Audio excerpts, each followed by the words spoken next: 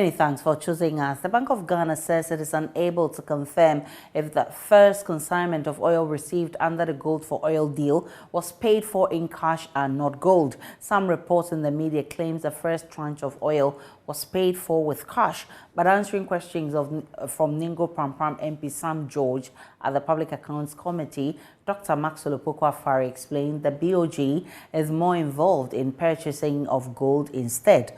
Parliamentary Affairs correspondent Kweku Asante joins us with details.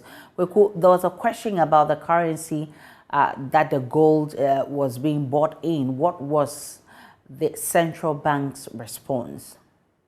So, Aisha, on the first matter of the gold for oil deal and whether or not the first consignment was purchased with cash and not gold, that question from Sam George, pressing the Bank of Ghana governor to commit, as the media reports have claimed in the past few days now. Indeed, an Accra media station reported and attributed that to the Deputy Energy Minister, Japan Mesa. It was on that background that Sam George put that question to the Honorable, to the Deputy Bank of Ghana governor.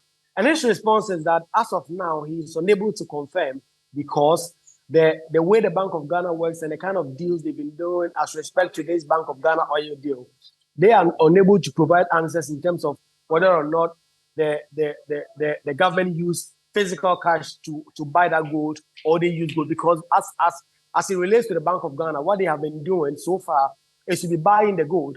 And so he can confirm that Bank of Ghana has bought enough gold for the gold for oil deal, and they are in touch with government on that score. But he cannot confirm whether or not it was part of that gold that government. Kweku Asante is a man monitoring that Public Accounts Committee meeting with the Bank of Ghana, and they've also been talking about the first tranche of the oil and when the next is coming to town. We'll try and get him back to talk more. Kweku Asante, are you back? If you're back, tell me more about when the next batch is coming so that people can have a reduction of the prices at the pumps. Kweku Asante, are you back?